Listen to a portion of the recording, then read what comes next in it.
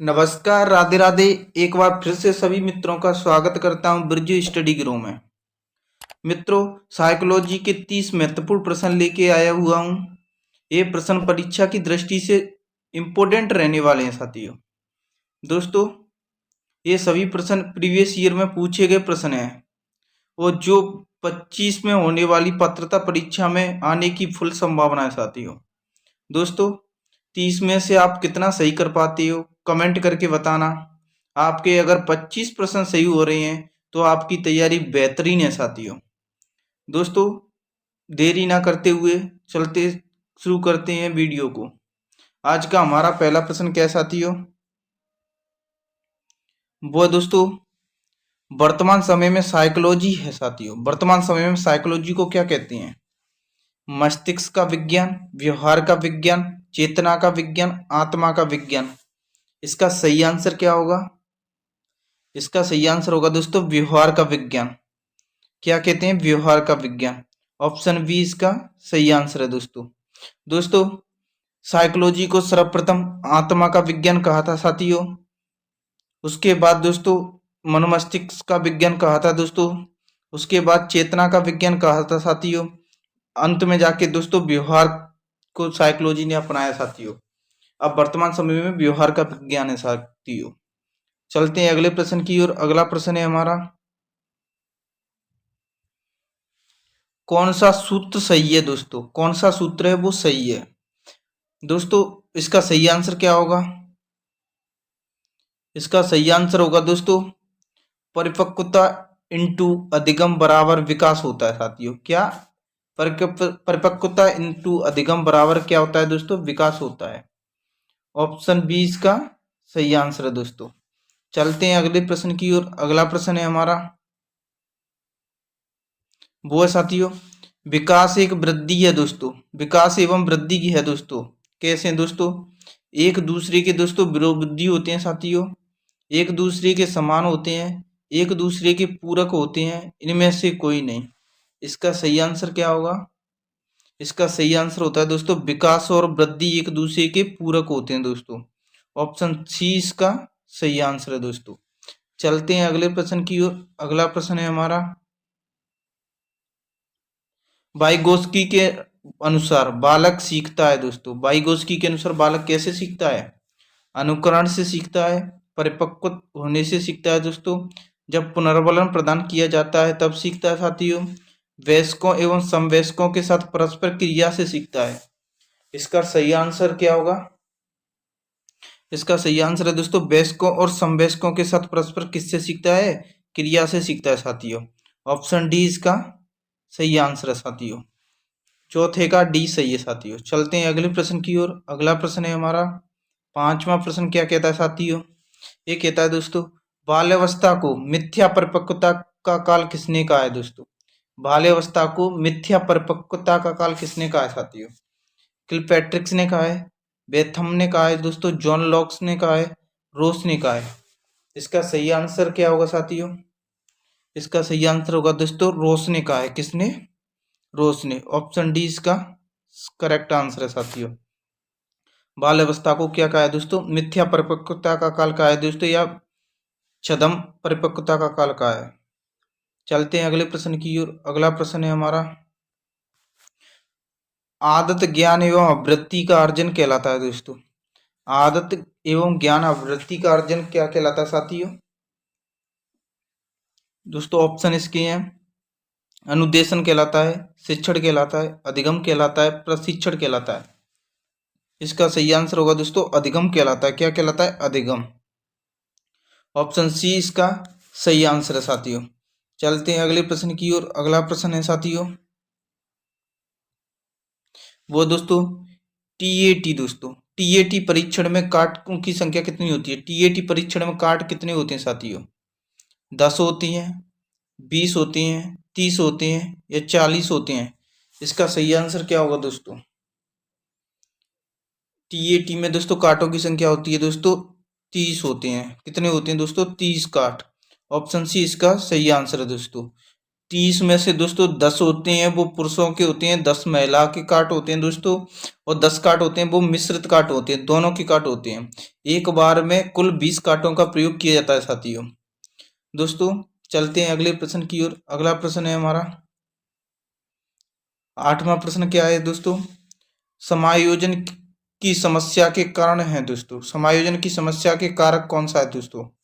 समायोजन की समस्या के कारक कौन सा है?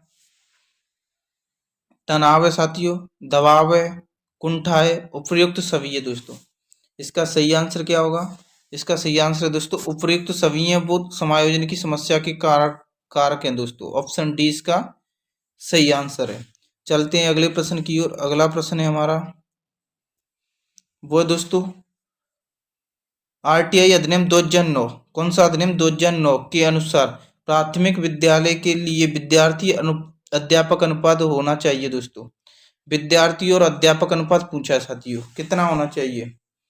इसका सही आंसर क्या होगा दोस्तों? 25:1 होना चाहिए साथियों, 35:1 होना चाहिए, 40:1 होना चाहिए, या 30:1 होना चाहिए। इसका सही आंसर होगा दोस्तों वो है दोस्तों 30:1 क्या होना चाहिए? 1 होना चाहिए। ऑप्शन डी इसका सही आंसर है।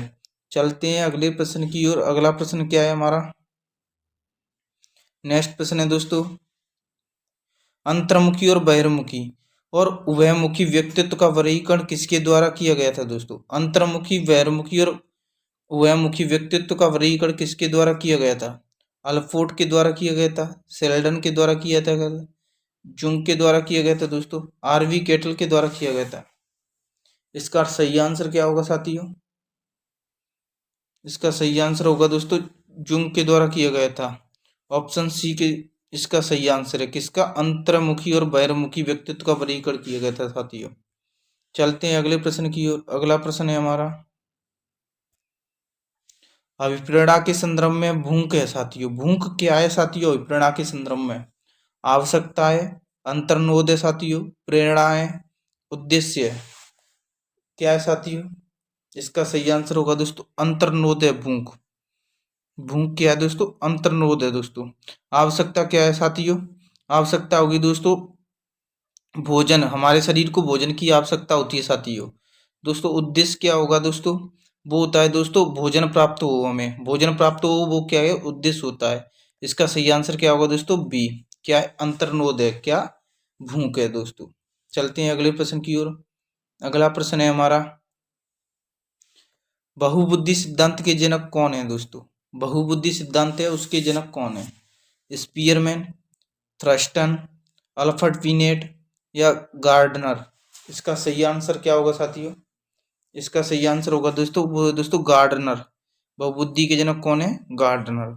ऑप्शन डी इसका सही आंसर है। चलते हैं अगले प्रश्न की ओर। अगला प्रश्न है हमारा वो है साथियों एक बालक है साथियों जिसकी मानसिक आयु कितनी है दोस्तों? 12 वर्ष दी गई है। वास्तविक आयु कितनी है? 10 वर्ष है। उसकी बुद्धि लब्धि ज्ञात करनी है दोस्तों। एक बालक है जिसकी मानसिक आयु 12 वर्ष है, वास्तविक आयु 10 वर्ष है। उसकी बुद्धि लब्धि होगी साथियों। दोस्तों सब सर्वप्रथम हमें आईक्यू ज्ञात करने का सूत्र पता होना चाहिए दोस्तों। आईक्यू ज्ञात करने का सूत्र क्या होता है दोस्तों? MA/C है दोस्तों, इंटू कितना होता है? 100।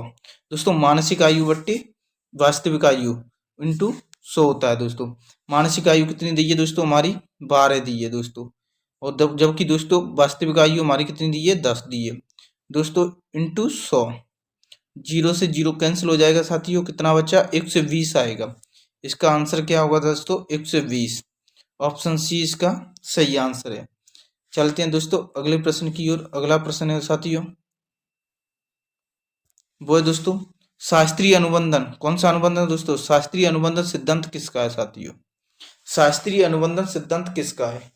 स्किनर का है, थॉर्नडाइक का है दोस्तों, बांडूरा का है, पावलव का है दोस्तों। इसका सही आंसर क्या होगा साथियों? शास्त्रीय अनुबंधन सिद्धांत किसका है? वो दोस्तों पावलव का। पावलव का सिद्धांत है दोस्तों शास्त्रीय अनुबंधन सिद्धांत। ऑप्शन डी इसका सही आंसर है दोस्तों। शास्त्रीय अनुबंधन सिद्धांत को दोस्तों उसे पावलव द्वारा प्रतिपादक किया गया था साथियों। चलते हैं अगले प्रश्न की ओर। अगला प्रश्न है हमारा नेक्स्ट प्रश्न है वो दोस्तों, पियाजे के अनुसार संज्ञानात्मक बाल विकास की कितनी अवस्था बताई गई थी? पियाजे के अनुसार संज्ञानात्मक बाल विकास की कितनी अवस्थाएं बताई गई थी? तो वो बताई गई थी दोस्तों 3 अवस्था, 4 अवस्था, 5 अवस्था या 6 अवस्था। इसका सही आंसर क्या होगा? इसका सही आंसर होगा दोस्तों 4 अवस्था बताई गई थी। दोस्तों पियाजे ने संज्ञानात्मक बाल विकास की कितनी अवस्था बताई गई थी दोस्तों? 4 अवस्था। 4 अवस्था में दोस्तों पहली अवस्था आती है संवेदी गामक विकास की अवस्था दोस्तों। दूसरी कौन सी है दोस्तों? पूर्व सक्रियात्मक विकास की अवस्था। तीसरी दोस्तों है मूर्त सक्रियात्मक विकास की अवस्था। चौथी कौन सी है दोस्तों? अमूर्त सक्रियात्मक विकास की अवस्था। ये चारों अवस्था किसने बताई थी? जीन पियाजे ने बताई थी। चलते हैं दोस्तों अगले प्रश्न की ओर। अगला प्रश्न है हमारा वो क्या साथियों? व्यवहार के कारण व्यवहार में परिवर्तन ही अधिगम है, ये कथन किसका है दोस्तों? व्यवहार के कारण व्यवहार में परिवर्तन ही अधिगम है, ये कथन किसका है? गिलफोर्ड का, वुडवर्थ का, क्रो एंड क्रो का, स्किनर का। इसका सही आंसर क्या होगा?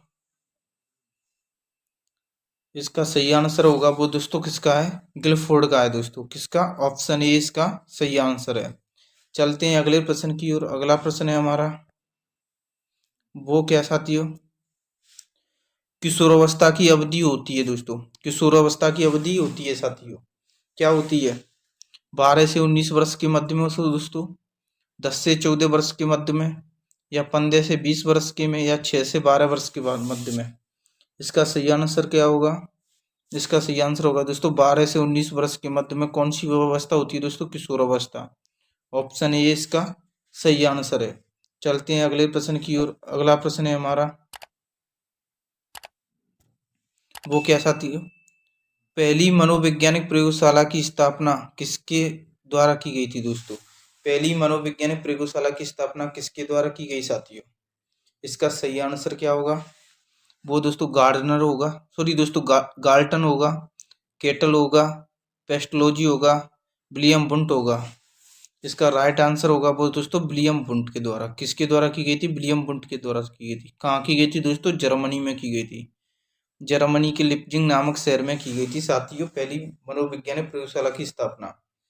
दोस्तों विलियम वुंट को मनोवैज्ञानिक प्रयोगशाला का जनक माना जाता है दोस्तों। चलते हैं अगले प्रश्न की ओर। अगला प्रश्न है हमारा वो दोस्तों, सभी मानवों में गुणसूत्र होते हैं दोस्तों। मानवों में गुणसूत्रों की संख्या कितनी होती है? 22 होती है, 44 होती है, 23 होती है, 46 होती है। इसका सही आंसर क्या होगा दोस्तों?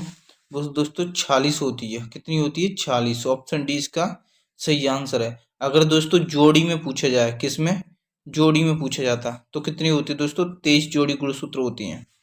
चलते हैं दोस्तों अगले प्रश्न की ओर। अगला प्रश्न है हमारा डाउन सिंड्रोम का कारण है दोस्तों। डाउन सिंड्रोम किसका कारण है दोस्तों?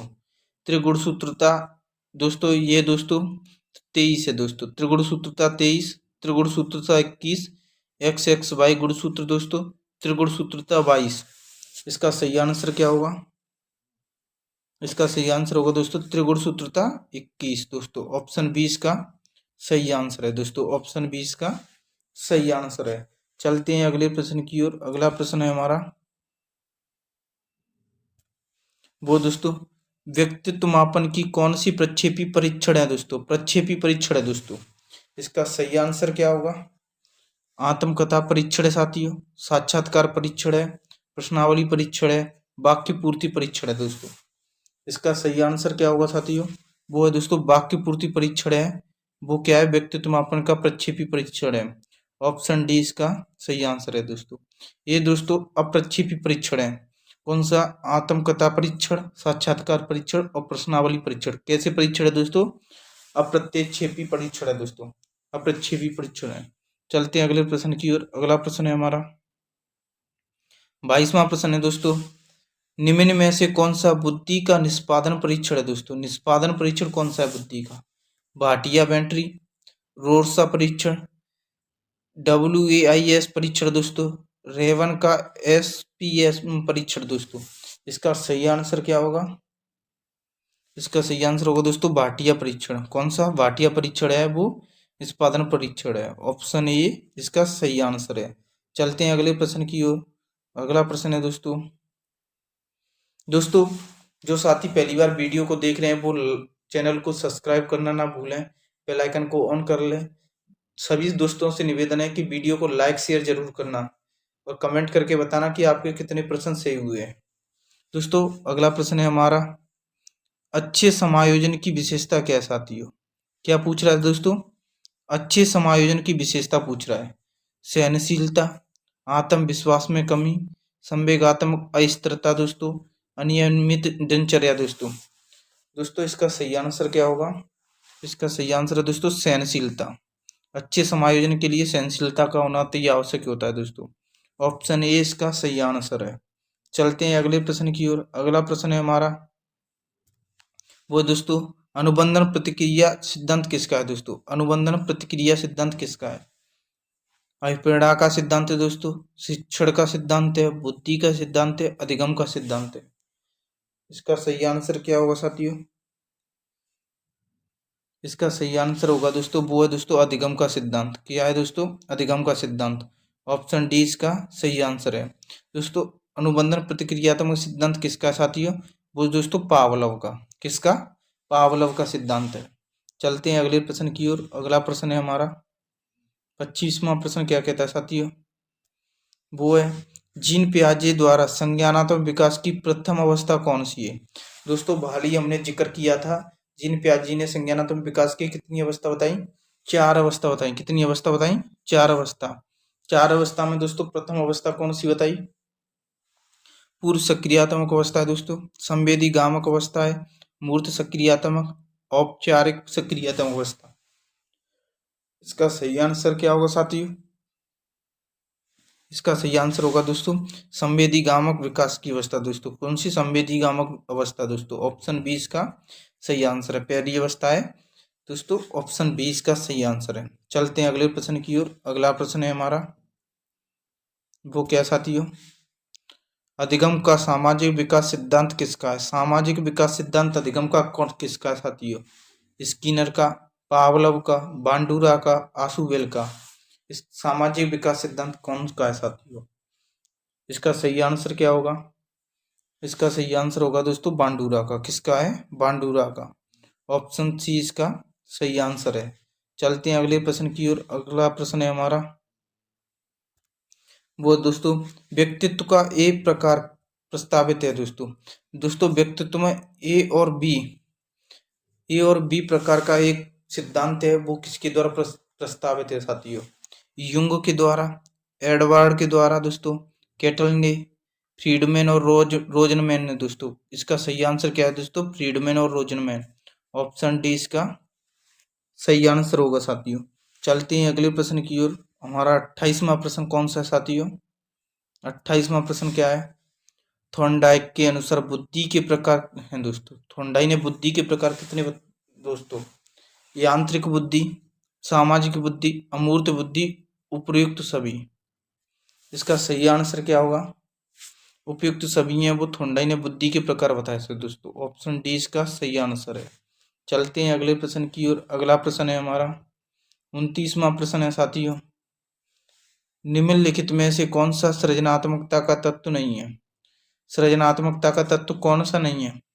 प्रवाह दोस्तों, मौलिकता, अभिसारी चिंतन, विस्तारण। इसका सही आंसर क्या होगा? वो दोस्तों अभिसारी चिंतन है। ऑप्शन सी इसका सही आंसर है साथियों। चलते हैं अगले प्रश्न की ओर। अगला आज का हमारा अंतिम प्रश्न है साथियों।